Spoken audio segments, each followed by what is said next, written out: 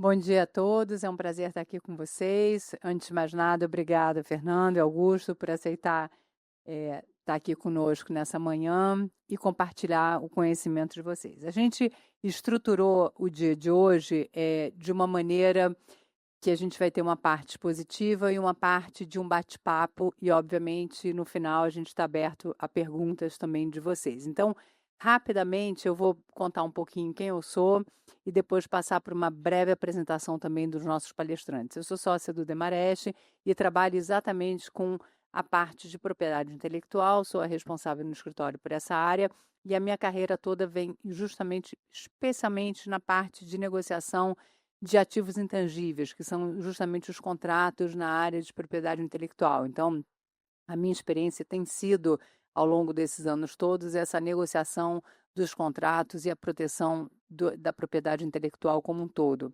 Então, mais do que falar de mim aqui hoje, da minha experiência como advogada, eu vou tentar costurar, como eu falei para eles aqui hoje, a experiência do que a gente vê no mercado. Então, eu fiz questão dessa masterclass não ser o que eu venho fazendo ao longo do mercado, da minha vida prática, mas trazer uma experiência da empresa e aí com isso eu vou pontuando o que eu posso contribuir aqui com vocês ao longo da nossa masterclass aqui. Eu acho que fica muito mais interessante a gente mostrar na prática como as empresas fazem e aí a gente vai trazendo aqui alguns ingredientes a mais para poder complementar o dia de hoje. Então, Fernando, rapidamente, por favor, se apresente, depois o Augusto. Obrigada.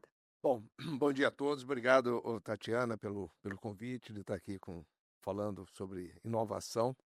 Bom, me apresentando, eu gosto de me apresentar como um jovem aprendiz, tá? Assim, empolgado com o que faço, empolgado com o tema energia, com 45 anos de experiência no setor de energia e hoje ocupando uma posição de vice-presidente no Grupo Energisa, também um grupo que sempre se pautou pela inovação. Bom dia a todos e a todas. É é um prazer estar aqui, obrigado pelo convite. É sempre um prazer falar desse tema. Eu também sou apaixonado pelo setor. Eu acho que é um setor que a gente está impactando a vida de todo mundo, né? Estamos na vida de todo mundo, no mundo moderno, né? Estamos ali permeando a vida de todos. E eu sou da área de inovação na IDP, cuido da parte de novos produtos e serviços, lidero essa área lá. Eh, Depois eu vou falar um pouquinho como a área funciona, mas um jeito fácil de saber o que eu faço lá é que falamos muito de eficiência, né? Novos projetos para eficiência operacional, então diminuir custos, né, na operação. E eu fico na parte de novas receitas. Então eu prefiro ganhar mais do que economizar. No final das contas, é nesse caminho. Mas é um tema apaixonante quando a gente está ali no meio, né? Está imerso em inovação. Não é uma área de inovação, e sim uma cultura, né? Então, estou muito animado de estar aqui dividindo um pouquinho com vocês da nossa experiência aqui e ouvir também.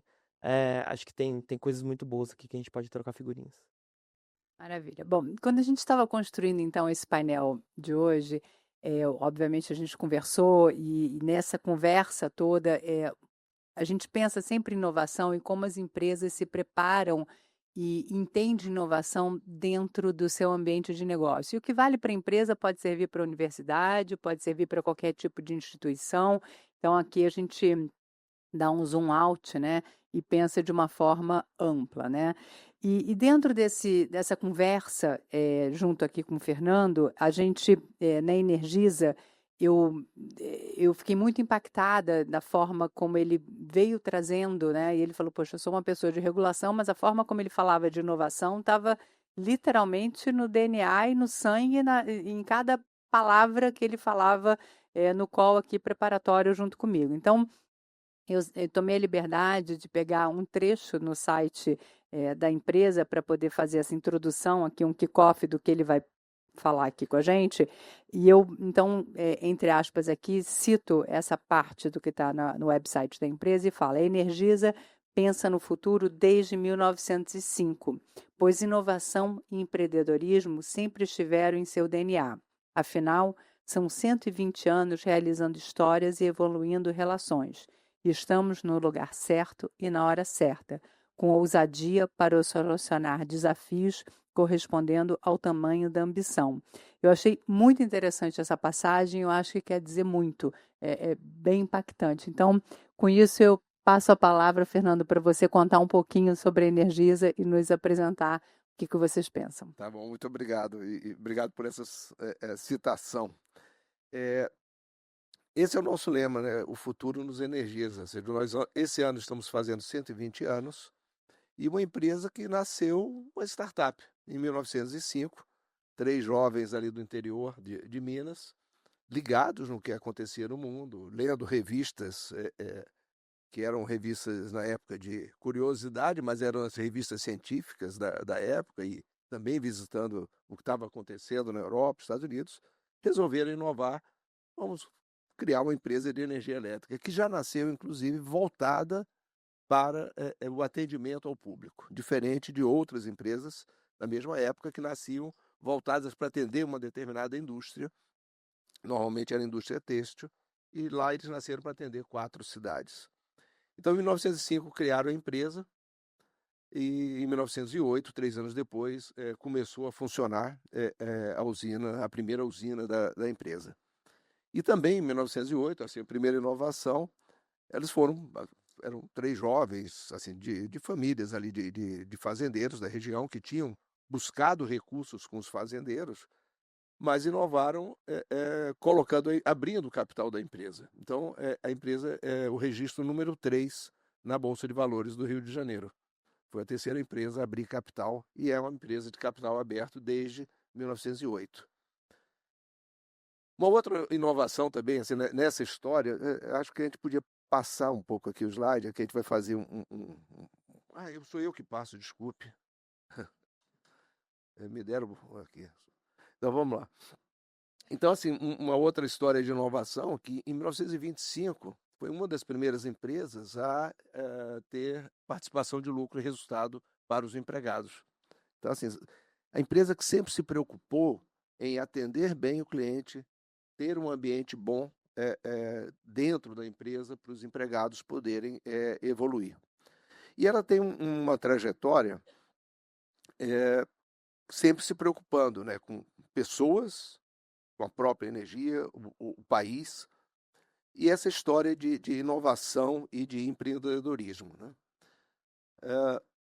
Vamos passar um pouco mais aqui. Então, aqui fala um pouco dessa história. Eu falei 1908, mas 1907, que abriu ações em bolsa. E ela começa a expandir em 1980. Na verdade, um pouquinho antes disso, tem uma história que ela tentou comprar a Light. Quando a Light, os canadenses estavam querendo sair, mas aí o governo não deixou e o governo foi lá e comprou. Então, assim, é aquele rato que ruge, né? Eram pequenininhos no interior de Minas, mas queriam sempre dar passos largos, né? E aí eles começaram a crescer ali na região mesmo, e quando começou o período de privatizações, já vindo aqui para a década de 80, né? Na realidade 90, 95, ela começou a ver que o mercado ia mudar. Então ela começou a também crescer e se expandiu no processo de privatização. Bom, esse é um pouco da nossa história. E continua esse crescimento, e um crescimento sempre pautado em... antigamente, né, o lema da empresa era honestidade, trabalho e competência. E hoje nossos valores, né, da empresa, ele tenta endereçar todos os nossos stakeholders. E aí, falando de inovação, um dos valores, ou seja, um dos 6 pilares, vida, pessoas, cliente principalmente, inovação é um valor da empresa, compromisso e resultados, né? Então, os seis valores.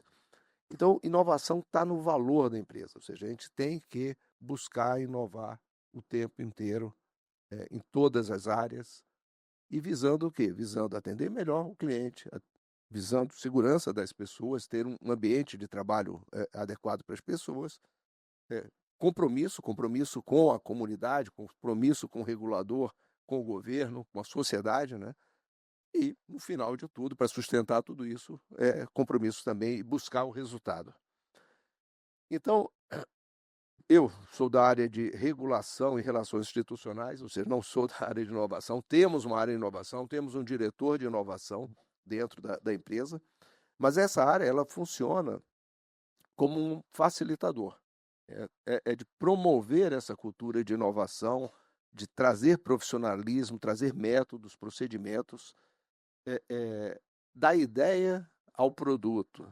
Ou seja, as ideias surgem, nós temos inclusive alguns procedimentos internos, o que a gente chama do Inova, que é brotar ideias, gerar ideias dentro da empresa, mas tem um processo de seleção dessas ideias, de defesa. Então, as ideias nascem normalmente de uma pessoa, mas não é de uma pessoa. E aquilo tem que ser compartilhado e vai ganhando corpo, vai ganhando adeptos, e se a ideia é boa, ela vai sendo estruturada e vai passando por fases de teste, né, de exame da ideia, até que aquilo se torne mesmo um projeto de inovação. E aí a gente busca parcerias para desenvolver esse projeto de inovação, e ele vai seguindo as etapas dele. E nesse caminho, algumas ideias, alguns projetos são abandonados. A ideia surgiu, ela começa a ser testada, não se provou assim, muito promissora. E tem outras ideias mais promissoras. Então, nós vamos apostar nessas que têm mais potencial. Então, é um processo contínuo de geração de ideias, de estruturação das ideias e chegar até o produto. Hoje, a empresa, né, ela criou, ou seja, ela nasceu como distribuição de energia elétrica, mas hoje ela é um ecossistema completo de soluções para atender o cliente, para a transformação energética. Então, a gente tem ainda, o nosso principal negócio é a distribuição de energia elétrica, mas também fazemos transmissão de energia elétrica. Em distribuição, nós estamos, tem um mapa depois que mostra, em 9 concessões de distribuição, 12 concessões de transmissão, 12 não, 13. Criamos um braço chamado Reenergiza, que é um mercado não regulado, ou seja, um mercado competitivo, que é para aí que o mundo está mudando, o Brasil está mudando, então a gente precisa estar também nesse ambiente. Criamos uma fintech, uma empresa de soluções financeiras para os nossos clientes, para os nossos fornecedores, e mais recentemente entramos no mercado de gás, distribuição de gás e na produção de biometano. Então, hoje nós estamos com esse ambiente, esse ecossistema de energia. Nós somos hoje uma empresa de energia completa. Como eu falei, estamos ali praticamente no Brasil inteiro, exceto Roraima, mas em todos os outros estados ou temos negócios de distribuição, ou distribuição de gás, ou de transmissão, ou mesmo do negócio de serviços. Bom, alguns números de investimento anual da ordem de 6 bilhões, 24 mil colaboradores, diretos e indiretos, a grande parte, 18 mil são próprios, é outra característica da empresa. E aí uma outra característica também assim, de empreendedorismo, e eu falei contigo na entrevista, ou seja, diferentemente das outras empresas de energia no Brasil, nós temos os nossos sistemas computacionais próprios, proprietários. E para manter isso, você precisa de uma equipe de profissionais, que é um profissional raro hoje no mercado, um profissional difícil de atrair. E aí uma inovação foi a criação do Rio Pomba Valley. Rio Pomba é o rio que beira a cidade lá de Cataguases, onde a empresa surgiu, e é um vale. Então, a gente, inspirado lá no Silicon Valley, criou o Rio Pomba Valley, que é uma iniciativa, inclusive com parceria com o SESI, onde a gente atrai os jovens da região para formar profissionais nas áreas de tecnologia da informação, ciência de dados. E esses profissionais, esses jovens, né, não são jovens, estava comentando um caso até um rapaz já com mais idade, que era o recepcionista do hotel que a gente usa, que soube disso, se inscreveu e mudou de carreira, ou seja, deixou de ser recepcionista do hotel para ser um profissional de tecnologia da informação. E isso está dando muito certo, ou seja, formando profissionais, inclusive a gente já trouxe outras empresas de tecnologia da informação para serem parceiros nessa empreitada, também formando profissionais para eles, lá no interior de Minas. Então, é uma inovação social e também que traz um resultado muito interessante para a empresa. Bom, em termos de investimentos, né, em inovação, nós temos ali mais de 400 milhões de investimento em 3 anos. Temos parcerias, tá, com várias empresas, universidades, empresas de consultoria. Listamos algumas das parcerias ali. E temos alguns prêmios de inovação. Inclusive, o primeiro lugar pelo Valor, né? O jornal Valor nos deu o primeiro lugar no setor elétrico. Bom, aqui eu trouxe alguns cases de inovação e de sucesso. O Vera é um sistema, ou seja, um dos grandes ofensores, e nós tivemos recentemente, em 23, um problema ali em São Paulo, da interferência de vegetação com redes elétricas. E muito antes, a gente já tem uns 8 anos, que a gente tinha iniciado esse projeto, Vera, que é um projeto de reconhecimento, ou seja, de cadastro das árvores, reconhecimento visual do crescimento dela, do tipo da vegetação, nos dando alertas, predição de ações de controle sobre essa vegetação. Então, isso já está pronto, esse sistema, ele está sendo agora implementado em termos desse cadastro, que é um processo bastante lento, difícil de fazer, mas que vai nos trazer bastante resultado nessa gestão arbórea.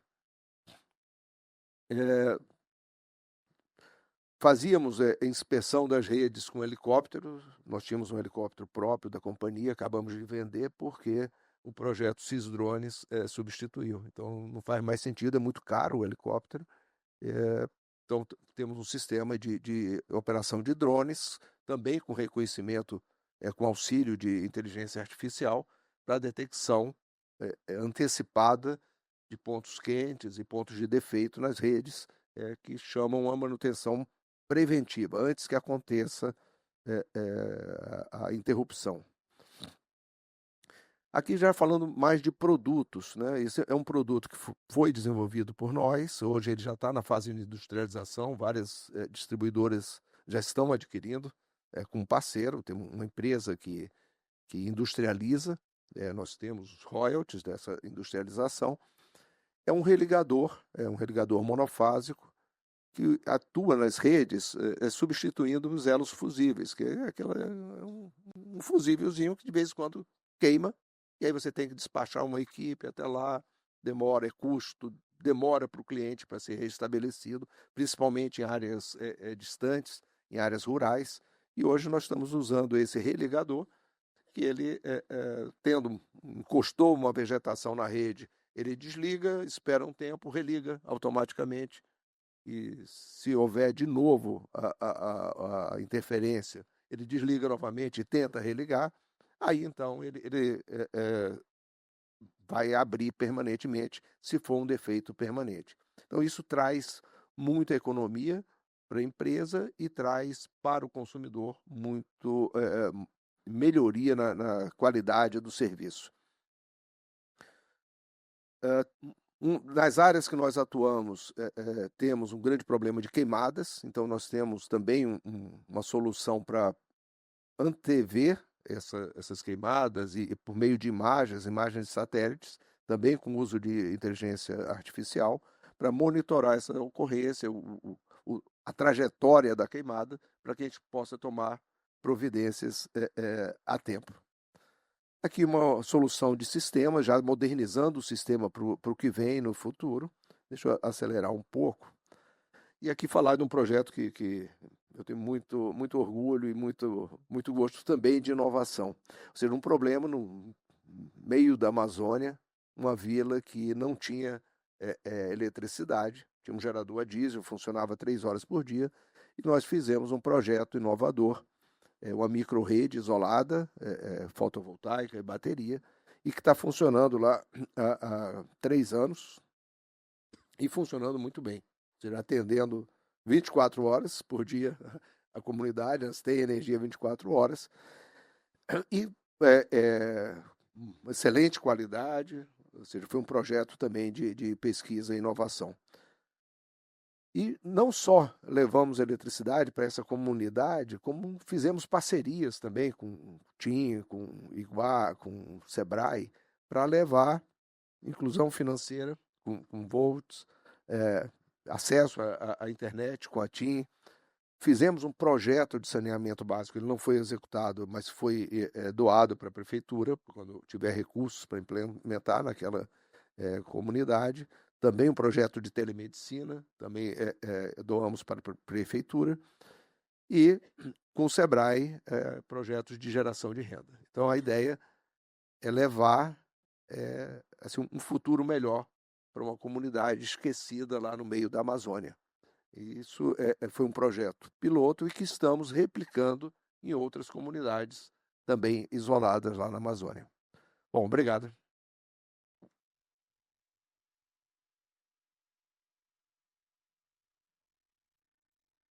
Gente, obrigada, Fernando, por compartilhar com a gente e especialmente esses projetos com o envolvimento da comunidade e a gente percebe como a tecnologia ela pode não só ajudar as comunidades locais e retroalimentar a própria empresa e o ciclo, né? Não só a empresa, como as que estão em volta também e a parceria, mas você apontou aqui diversas formas de uso de tecnologia, com drone, com localmente também, né, quando a reposição ali da energia, quando há quer dizer, tem uma variedade de usos de tecnologia infindáveis aqui, que são interessantíssimas. Eu vou passar para o Augusto contar um pouco, então, da EDP, e na nossa conversa a gente tratou bastante sobre como a inovação, e aí eu também tomei a liberdade de pegar também no site da empresa um trecho que eu achei bem interessante,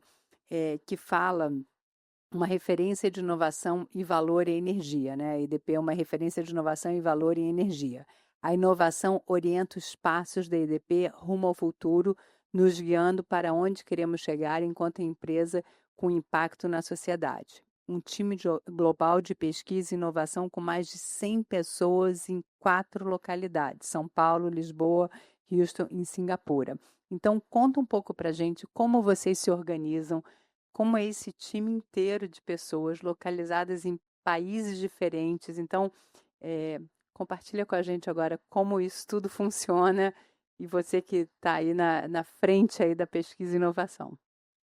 Muito bem. Antes de começar, é difícil vir depois do Fernando, porque eu particularmente suspeito, eu sou fã da Energisa. Acho que a Energisa é uma empresa do setor elétrico, tem uma fintech, gente. Vocês entendem o quanto isso é inovador, o quanto isso é diferente, só para citar um dos projetos e uma das iniciativas, né?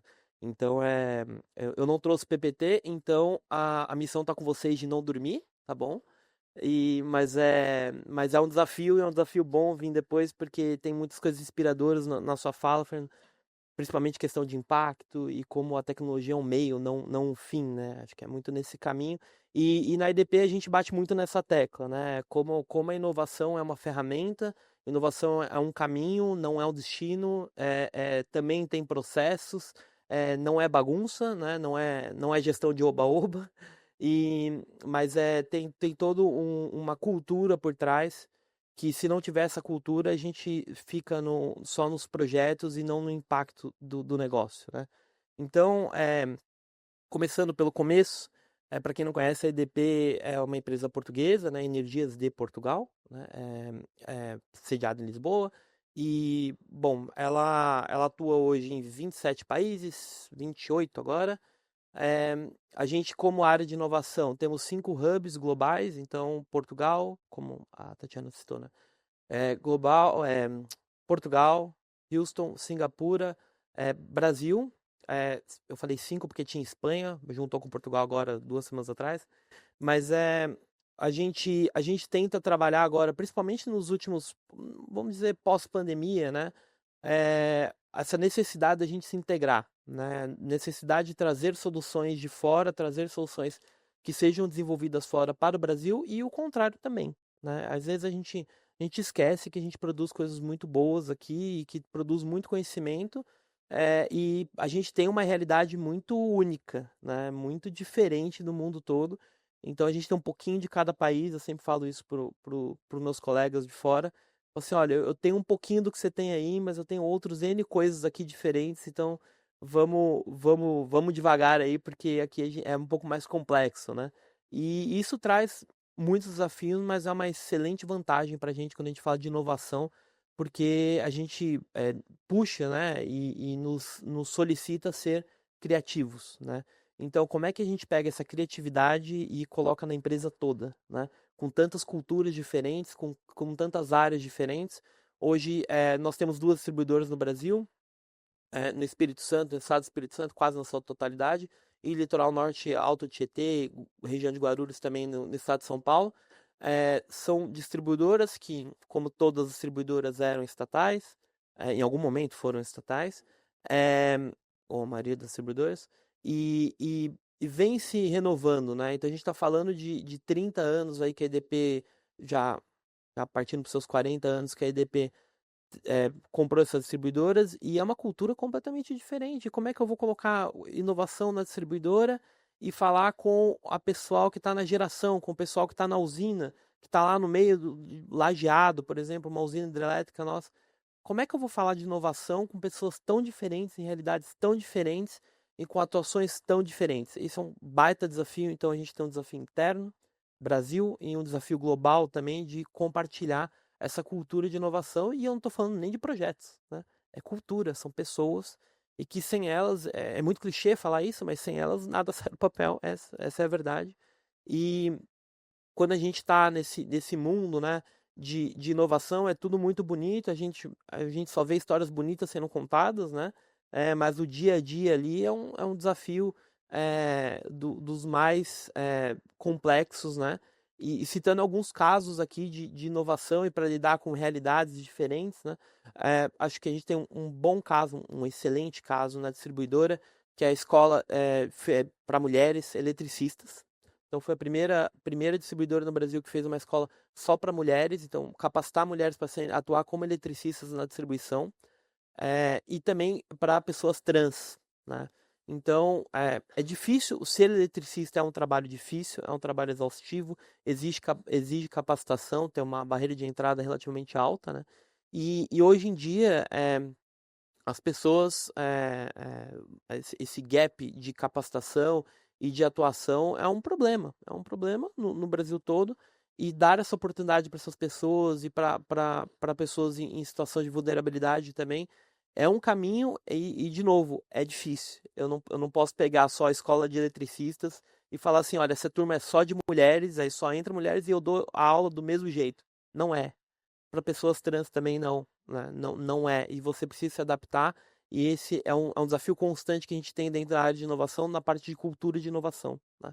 Então a gente tem programas internos, tanto para tirar ideias do papel, então muito ferramental, muita capacitação, muita ferramenta de inovação para ajudar as pessoas a tirarem as ideias, por mais malucas que sejam, e tirarem da cabeça, colocarem no papel, e tirar do papel e colocar na rua, né, que a gente fala, para colocar de fato ali algo que vai impactar as pessoas, né? E citando mais 2 casos aqui sobre impacto, né? A gente tem um desafio, quando eu digo a gente, não é EDP, é o setor elétrico, é um desafio ótimo, que estamos como o Fernando citou, que o próprio Energisa fala isso, né? Estamos no lugar certo na hora certa, né? E nada mais certo para trabalhar com inovação no Brasil do que o setor elétrico agora, né? Com todas essas mudanças regulatórias que a gente tem passado. E um dos grandes desafios que a gente tem é energia solar, né? Com todas essas mudanças, liberalização do mercado e coisas do tipo. Então, desde que a gente teve a inovação da geração distribuída ali na regulação, autorizando, revolucionou o mercado, continua revolucionando, o modelo de negócio vai mudar, é necessário mudar, né? E as nossas usinas, hoje a EDP tem em torno de 70 usinas em operação de geração distribuída no Brasil todo, então usinas de até 5 mega, e mais 2 usinas utility scale, né? Uma de 230 mega, outra de 250 megas na região do interior de São Paulo, né? Pereira Barreto e Novo Oriente. E é um modelo de negócio que ele foi criado para durar décadas, né? Eu construo a usina e eu não vou tirar a usina depois de 5 anos de lá. Ela vai ficar lá. A garantia no papel é 30 anos, mas a gente sabe que dura muito mais, né? E como é que a gente torna aquele espaço, como é que a gente tira mais daquele espaço? Espaço físico, falo do espaço da usina, né? Então a gente tem os painéis ali e a gente tem um baita desafio de como a gente consegue operar de maneira sustentável, economicamente falando, e ambientalmente falando, e socialmente falando também. Como é que a gente opera aquilo por 30, 40, 50 anos e agrega valor naquele espaço para não ser só um campo com painéis, né? Que também tem o seu valor essencial, né? E pensando nisso, a gente tem 2 projetos muito interessantes na EDP. Um deles é um projeto com ovelhas em Pereira Barreto. Do lado da usina, ou muito próximo da usina, tinha um criador de ovelhas lá, a gente mapeou. E é aquele negócio, né? A EDP não vai criar ovelha, né? Ponto, né? Então, se não tiver uma parceria muito bem desenhada, muito bem fundamentada ali, nada vai para frente, né? E a gente teve essa ideia não tão maluca, porque já é feita fora do país, mas vamos testar, né? Vamos colocar as ovelhas para dentro do parque, vamos colocar elas para nos ajudar a roçar, né? E vamos ver o que acontece.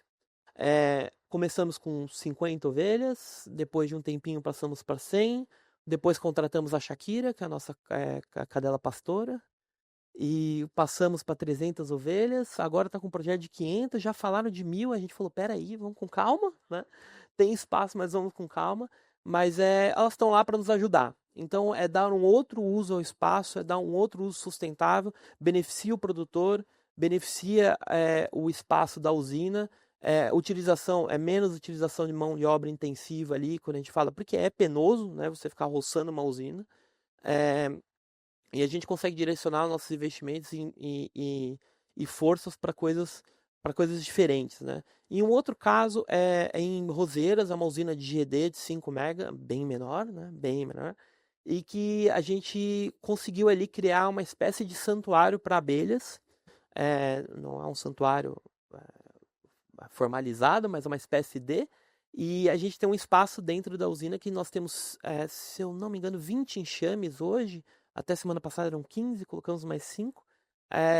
Em parceria com a B2B, que é uma organização, uma ONG, né, que atua ali de ativismo também pela proteção das abelhas. E o interessante as abelhas estão lá, são abelhas nativas, são abelhas sem ferrão, mas ali elas estão ali ajudando a polinizar, né, a região, então ajuda todo o entorno, mas também tem um subproduto, né, um mel e todos os subprodutos da produção do mel, que eles também conseguem aproveitar. Então é mais um caso nosso de uma parceria bem sucedida, dando um outro uso para a usina, então ela continua gerando energia, continua tendo a sua manutenção e operação certinho, mas com um outro uso do espaço e com um impacto ali direto, né, um impacto social e ambiental direto, e que é um case de sucesso para nós ali, já estamos estudando expandir para outras usinas, e mostram para nós aqui, esses 2 cases, né, pensando em usina solar, mostram a necessidade da gente pensar diferente, e pensar diferente não é só a área de inovação, o detentor de todo o conhecimento, de todo o processo de inovação, porque parece que é isso, mas de fato não é. A ideia, por exemplo, das ovelhas saiu da operação mesmo da usina, eles viram o criador de ovelhas, o vizinho ali, e falaram, por que não, né? E ali a gente só ajuda com processo, só ajuda com mensuração, né, KPIs e tudo mais, para a gente, de fato, medir ali o impacto, né? E eu falei tantas vezes a palavra impacto, é porque ela é importante mesmo, eu espero que fique na cabeça de vocês isso, do jeito como é que a gente transforma inovação, nesse caso, inovação em serviços, né? Vamos considerar um serviço que a usina presta de geração de energia, a gente consegue inovar, criar coisas diferentes com impacto social, ambiental, muito bem delimitado, muito bem determinado, e que a gente consiga de fato expandir a nossa atuação, né? Então, o setor elétrico não é só poste e linha, né? Não é só torre de transição, não é só usina, é muito mais que isso. A gente está, como eu disse no começo, né? Estamos na vida de todo mundo, né? Aperta o interruptor e acende a luz, mas isso é o mínimo, né? É o mínimo que a gente tem que fazer, e tem muito mais para ser feito, e parcerias, com diferentes atores fora do setor, desmistificar o setor para fora dele também é uma das nossas missões e a gente é apaixonado por isso e de fato é o que a gente busca, né? Gerar esse impacto, mensurar esse impacto e espalhar o vírus ali da vontade de fazer diferente, de inovar na empresa toda. Então, são só alguns cases aqui que eu queria trazer para vocês, para atiçar um pouquinho a curiosidade de vocês. Se vocês quiserem imagens e tudo mais, é só buscar, podem entrar em contato comigo também. Mas são projetos ali que a gente tem muito orgulho e nos realmente brilha os olhos ali, principalmente quando a gente fala desses parceiros, né? Que sem eles a gente não consegue fazer nada, porque no final das contas, como eu disse, a EDP não vai criar abelha, a EDP não vai criar ovelha, mas a gente tem tudo para acelerar esse processo e para viabilizar essas questões e de fato gerar um impacto de maneira holística ali, né, para os parceiros e para a sociedade como um todo. Então eu espero ter atiçado um pouco a curiosidade de vocês aí. Eu não consigo ver no fundo ali, acho que tem uma galera dormindo ali, mas tudo bem. Mas estou à disposição e obrigado por poder dividir um pouco desses projetos que a gente se orgulha tanto.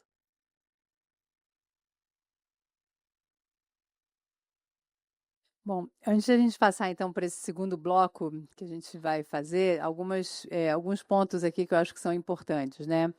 E eu vou seguir aqui usando a expressão do DNA, porque que a gente sempre fala e a gente estava também alinhando antes, a empresa tem que ter o DNA da cultura da inovação. Então, muito mais do que a área da inovação, a área de pesquisa e desenvolvimento, o quanto mais a empresa tiver dentro dela o DNA, ou seja, a estratégia da inovação, isso tudo vai ser a grande mola é, que a empresa vai ter de direcionamento correto, seja a área que for. Então, a gente está falando da área da energia de uma forma ampla, poderia ser qualquer área de negócio. Então, se a empresa tem dentro dela essa estratégia da inovação, isso vai impulsionar todo o direcionamento da empresa de uma forma correta, de uma forma salutar para que a empresa caminhe. Então, acho que esse é o primeiro norte aqui importante da gente levar aqui né, que a gente gostaria de deixar aqui hoje isso na cabeça de todo mundo. Então, acho que esse é um ponto fundamental. Outra fala aqui muito interessante que o Augusto também falou, é pensar fora da caixa. Muitas vezes, e normalmente, claro que a área de pesquisa em desenvolvimento e inovação, ela vai estar o tempo todo, 24 horas por dia, pensando e criando, né, tirando a ideia do papel, como foi colocada, para trazer para o mercado.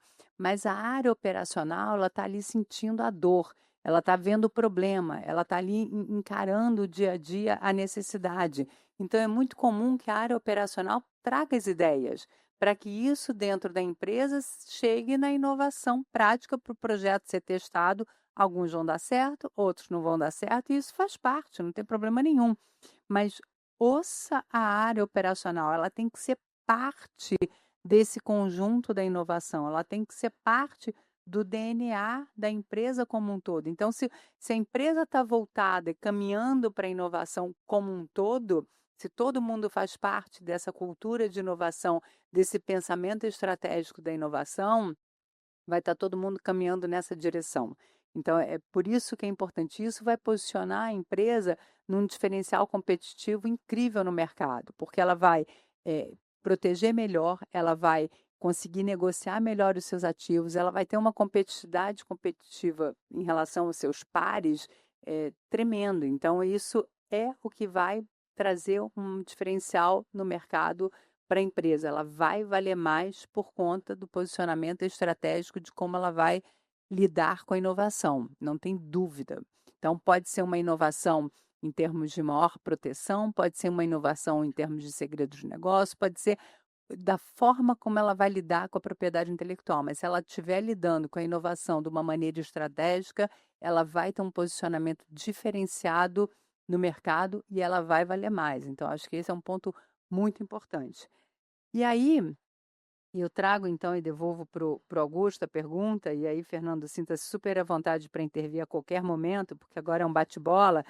Augusto, a importância da proteção da propriedade industrial na indústria de energia. O que você pensa? primeiro é essencial, né? E acho que a gente pode dividir aqui em dois pontos que é bem o que a gente está passando no setor elétrico, né? Quando a gente fala de propriedade intelectual, né? Tá bem enraizado quando a gente fala de P&D ANEEL, né? Porque a própria regulação incentiva isso, né? E então é muito comum nos projetos de P&D ANEEL, agora, inclusive com a mudança do manual há uns anos atrás, é muito comum isso já estar previsto, né? Essa análise já estar prevista no projeto e tudo mais. E também porque esses projetos geralmente eles contêm um desenvolvimento muito pesado ali, né? Seja principalmente de tecnologia, mas também de produtos e de aplicações, né? Então é bem direto, né? A ideia de proteger é muito direto. Eu criei que era proteger, né? Agora a gente tem um baita desafio que entramos numa nova era do setor elétrico. Entramos não, já entramos. No passado mesmo, entramos já, né? Não estamos entrando.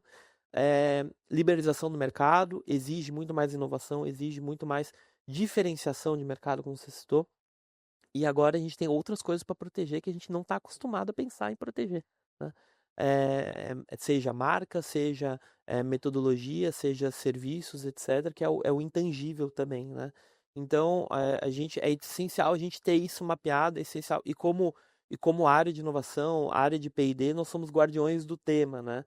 Então, incentivar isso e sempre colocar na pauta é essencial para a gente conseguir, a longo prazo, ser competitivos no mercado de fato e ter os ativos intangíveis ali que a gente tanto fala, né? De fato, nesse novo mercado de energia que agora se expande. Ele já existe, o mercado livre de energia não é novo, né? Ele já existe há um bom tempo, mas agora a gente vai ter uma expansão surreal, né? É uma maior abertura de mercado do mundo, assim, de número de clientes e afins. Então, como é que a gente lida tanto com isso? E vão ter novos entrantes e que vão se aproveitar dessas brechas, né? Coisas não protegidas e essas brechas de se aproveitar. E quando eu digo brechas, não é no sentido pejorativo nem nada, não é que eu acho que o mercado vai ser feroz e tudo mais, ele vai ser, mas não é o mercado, é o que é competição e tá tudo bem, é o jogo, né?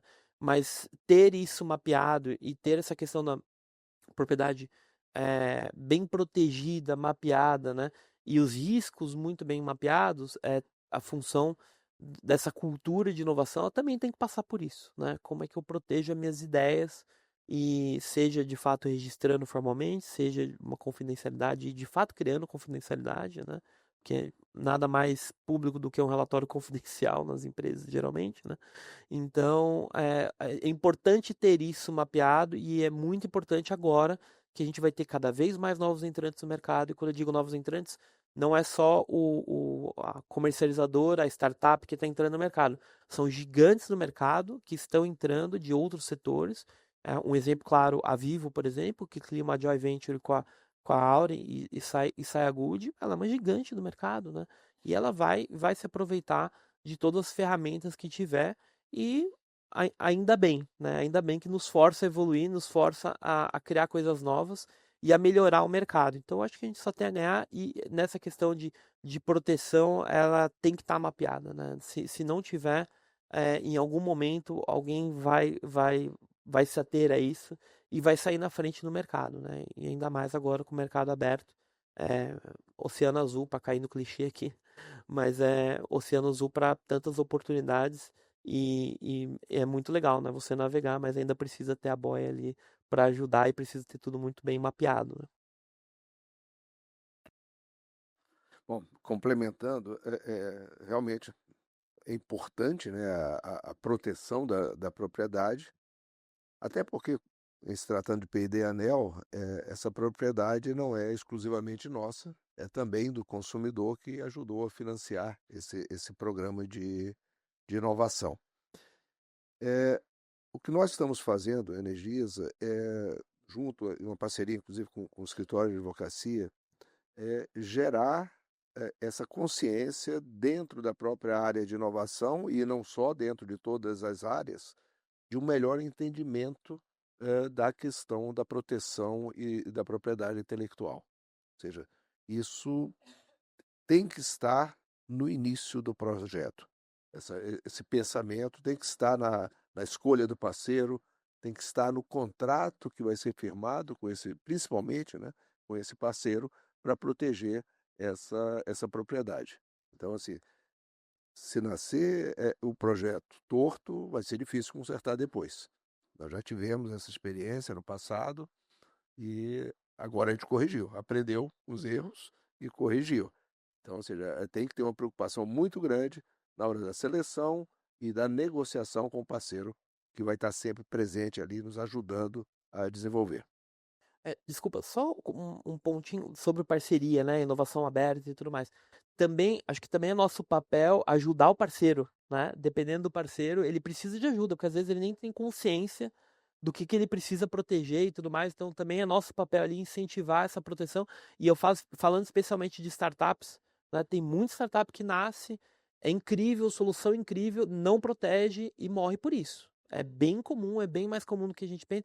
Porque eu falei, eventos de inovação a gente só vê história boa, né? A gente não vê as histórias ruins. Isso é muito comum. E nós, como é, atores do ecossistema, né? E que tem orbitando em nós outras empresas e startups, também é a nossa função puxar e ter, como temos isso mapeado, incentivar essa proteção e ajudar os nossos parceiros também. Então, é escolher bem o parceiro, tomar muito cuidado desde o começo, quando começa ruim, termina ruim, é fato, e também ajudar os parceiros que às vezes passa batido, né? E é essencial quando você pensa num negócio a longo prazo, né?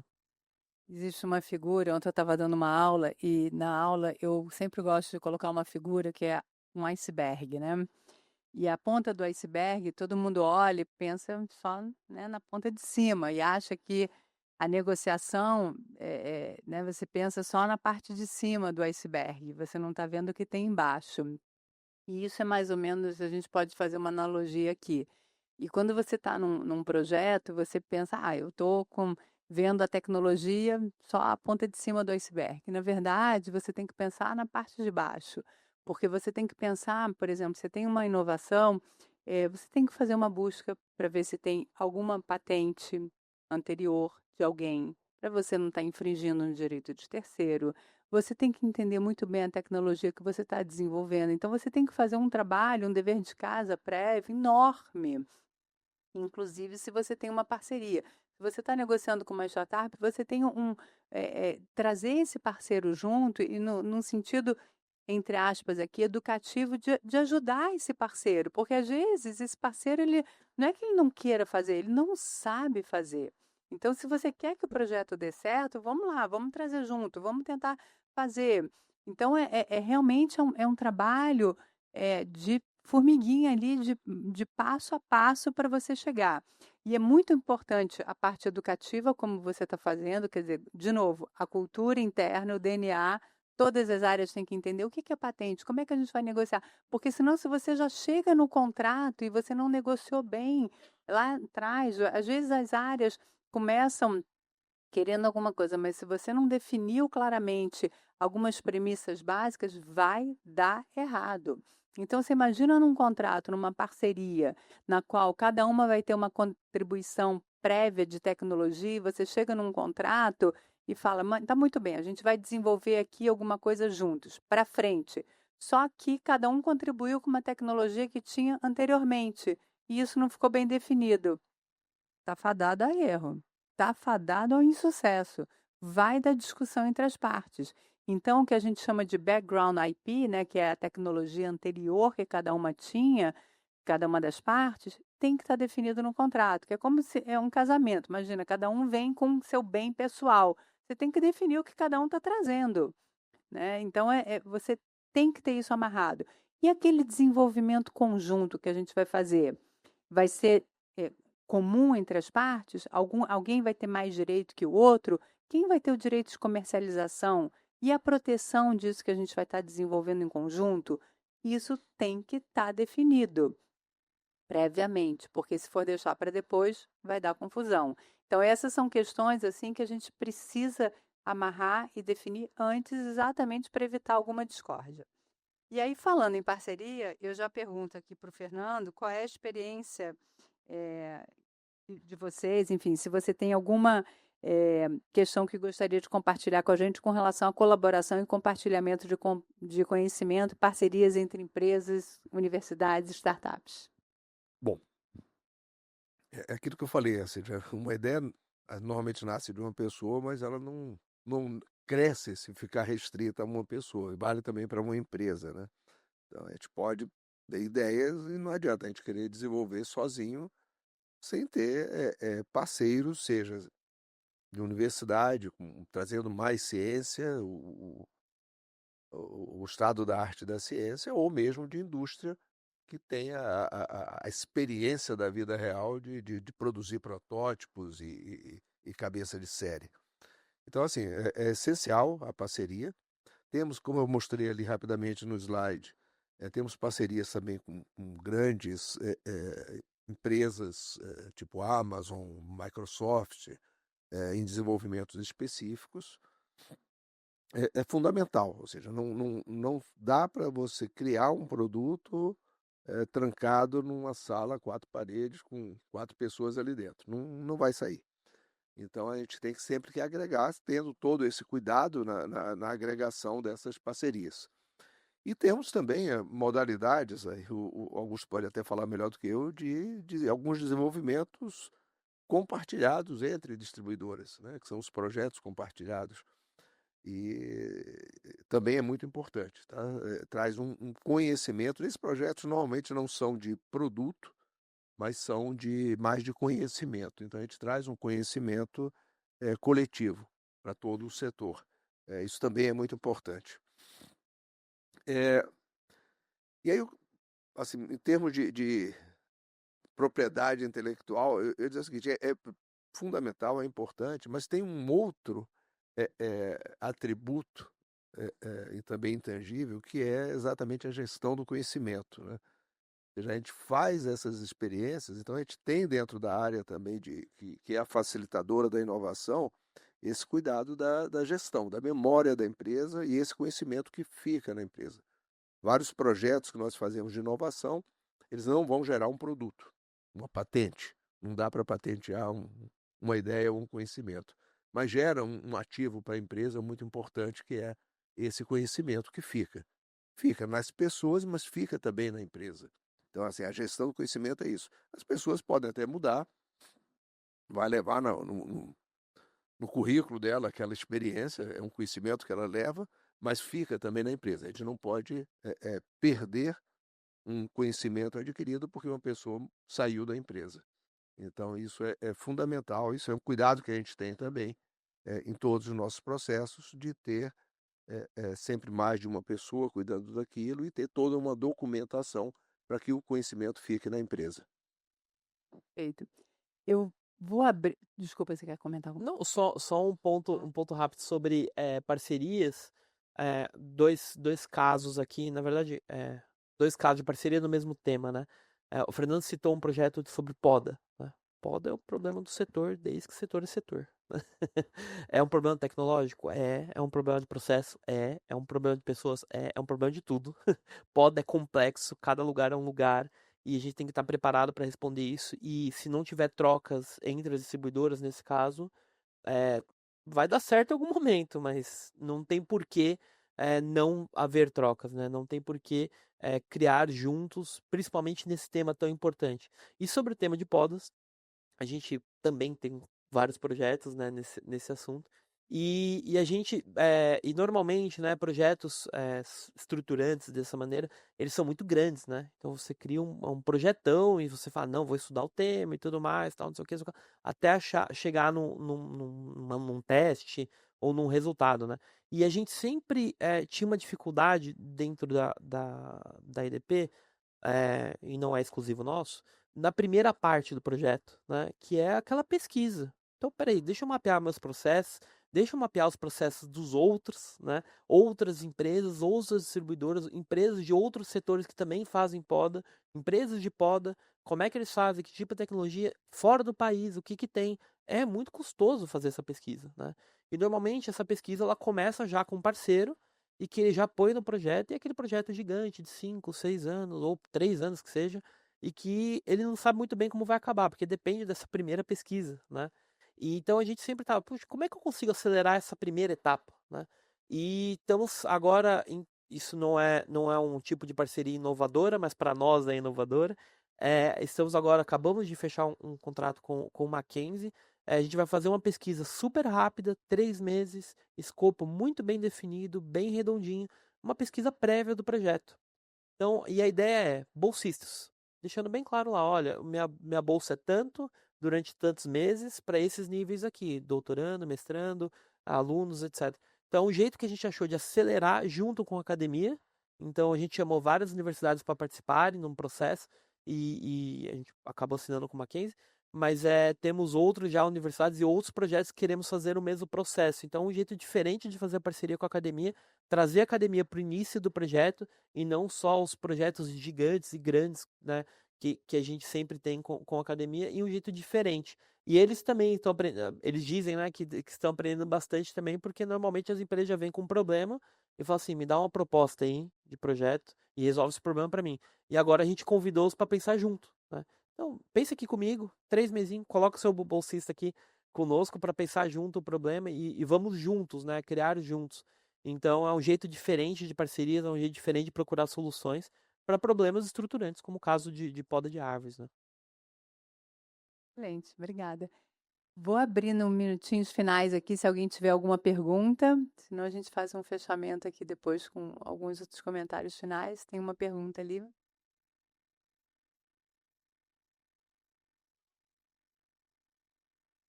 Acho que tá chegando o microfone.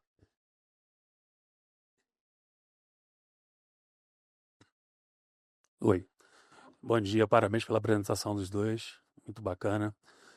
Me chamo Rodrigo, eu sou engenheiro químico, sou especialista em patentes, sou perito judicial.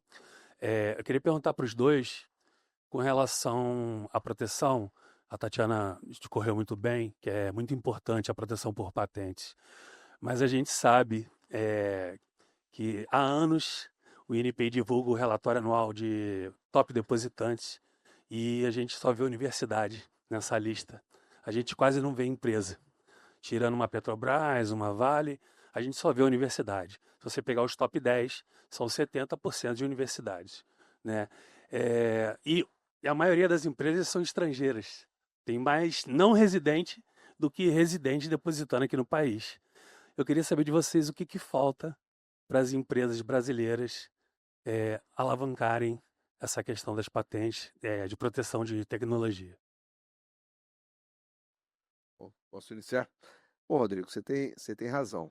E assim, a história da inovação, ou seja, esse programa chamado P&D Anel, que deu um impulso depois da privatização, eu estava na ANEL nessa época, quando surgiu essa lei, essa ideia de destinar uma parcela para ser aplicada em eficiência energética e em pesquisa e desenvolvimento. No início, e por muitos anos, ele foi muito voltado o recurso para a academia. E não tinha essa preocupação de proteção de patente. Mais recentemente é que a gente fez uma guinada. Quando eu digo mais recentemente, eu digo 5 anos. É uma guinada para botar um foco maior em produto e não em apenas estudos. Então a gente tinha muito relatórios de P&D. Vamos estudar um determinado assunto, gerava um relatório, gera um conhecimento, é óbvio, tanto para a academia, gerava bolsa, formava mestres e doutores, mas que no final do dia aquilo ficava numa prateleira, não era um produto palpável, né? Então, assim, é um pouco recente, e aí falando pelas empresas do setor elétrico, essa orientação para produto. Então, eu acredito que daqui para frente a gente vai crescer um pouquinho nesse ranking de patentes. Tá? Não a ponto de bater uma Petrobras ou uma Vale, mas vamos chegar mais perto. Sim, e só complementando, eu sou da área de inovação, mas eu geralmente eu elogio muito a parte de regulação também. Nesse caso, o P&D Anel é essencial nessa questão, né? É o tipo de regulação que puxa, né? Normalmente é o mercado e o próprio dinâmica de mercado que empurra a regulação, mas nesse caso do P&D Anel é o tipo de regulação que puxa e é essencial, né? E você cria cultura. Como eu falei no começo, quando você vai na área de P&D, ele já tem essa cultura de pensar nas patentes, já tem essa cultura de analisar. E a gente não tem essa cultura aqui, né? Quando a gente vai para fora do país, é muito mais enraizado isso, né? É muito mais comum eles pensarem nisso desde o começo do projeto. Então tem essa questão de cultura, questão de mentalidade mesmo, mindset, quem quiser marcar no bingo aí, no Business Bingo. Mas essa questão de mentalidade mesmo, de como eu protejo, quando eu protejo e de que forma eu consigo fazer isso. E nesse caso, a regulação do PID-ANEEL foi muito bem sucedida no setor elétrico e a modernização dela também, agora voltada para produtos e afins, só vai puxar cada vez mais isso. Então, acho que é como o Fernando falou, com certeza empresas do setor, startups também do setor, cleantechs, energy techs, deep techs, nem se fala, vão aparecer cada vez mais nos escritórios pedindo proteção e pedindo assessoria, porque é essencial. E é uma coisa que tá mudando no setor, né? Outro setor, você vai no farmacêutico, por exemplo, o negócio deles é patente, né? É quase 100%. É isso. Então, é porque o negócio deles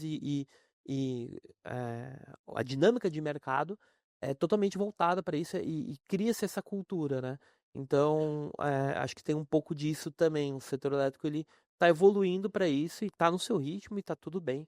Acho que tudo tem o seu ritmo e ainda bem que a gente tem uma regulação que nos puxa para isso também. Só complementando, eu trabalhei 8 anos na Vale, na gerência de propriedade intelectual, e a gente fazia reunião para fazer parcerias, né, com empresas estrangeiras, e você não toma nem um cafezinho se você não assinar um NDA com o estrangeiro. É assim que eles fazem. Só para você ter ideia de como funciona. Mais uma pergunta ali. Bom dia, parabéns aí pela apresentação. Eu sou o Flávio, trabalho na Petrobras e venho lidando com essa parte de parcerias tecnológicas, modelos de negócio, propriedade intelectual. Assim, eu tenho algumas dúvidas até pela forma que vocês falaram com relação à questão das parcerias e principalmente com relação de vocês terem o drive de reter a propriedade intelectual. Mas vão ter situações pela quais vocês vão fazer parcerias e provavelmente, né, o parceiro vai querer reter essa propriedade, então vocês têm que passar pelo princípio de ter que ceder a tua parte. Como que vocês lidam com essa questão da estratégia de ceder a propriedade intelectual? Vocês pedem uma compensação financeira para aquela parte da propriedade que você está cedendo, né? E como é feito isso?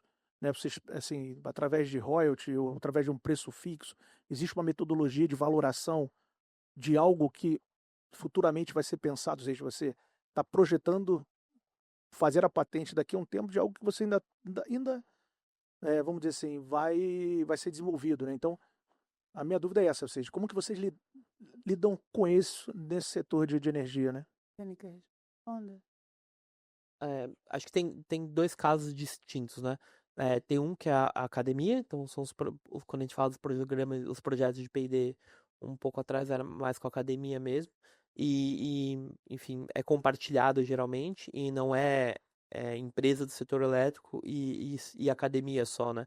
É um recurso, o P&D de certa maneira é um recurso público, né? De certa maneira, vamos deixar isso bem registrado, mas de fato está compartilhado ali, tem um interesse social muito grande naquilo, né? Então, dentro do P&D e obedecendo às regras da regulação e tudo mais, é muito bem definido, né? Agora, quando você vai para o não regulado, e no nosso caso aqui eu posso falar, principalmente com as startups, os projetos que a gente tem em desenvolvimento com startups, né? Eu tenho, caso a caso, né?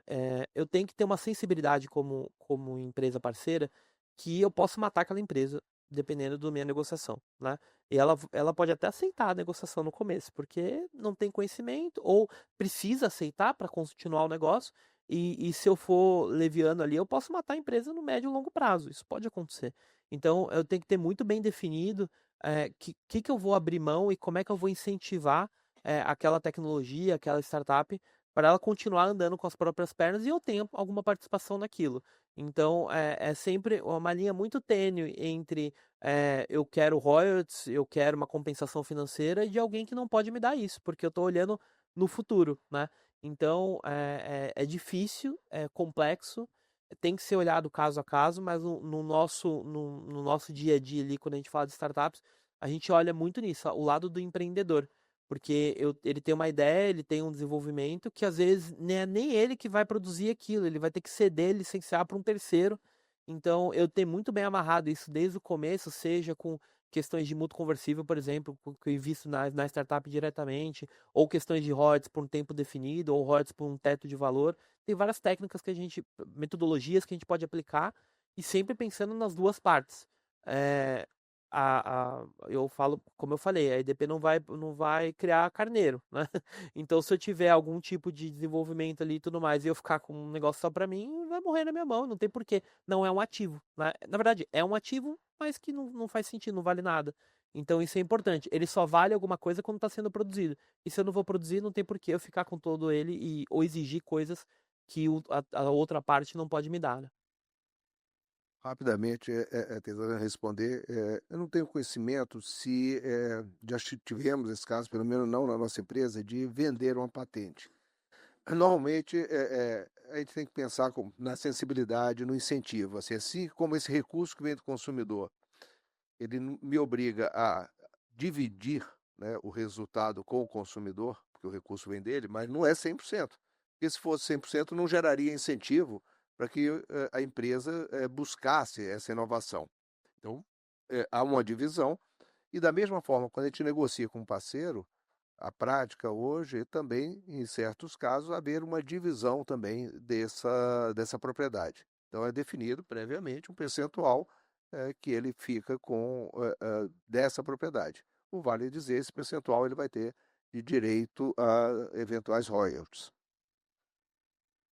No fim do dia é muito caso a caso, né? Cada negociação você vai ter que entender que cada parte contribui e o que é justo e balanceado para cada caso. Eu acho que na prática o que a gente vê é isso. Cada caso você vai ter que negociar e entender naquela tecnologia o que faz sentido também ser aplicado e modular, porque é possível também modulações, né? E do que pode ser feito. Às vezes naquele mercado é de um jeito, às vezes aquela tecnologia pode ser aplicada também a outros mercados, enfim. Então é importante realmente balancear para ser algo que prospere, porque se fica desbalanceado também não vai funcionar, mas é bem caso a caso. Obrigado. Bom, gente, a gente vai ter que encerrar, né? Mas a gente agradece as perguntas, agradece a participação de vocês, especialmente Fernando e Augusto, mais uma vez, muito obrigada.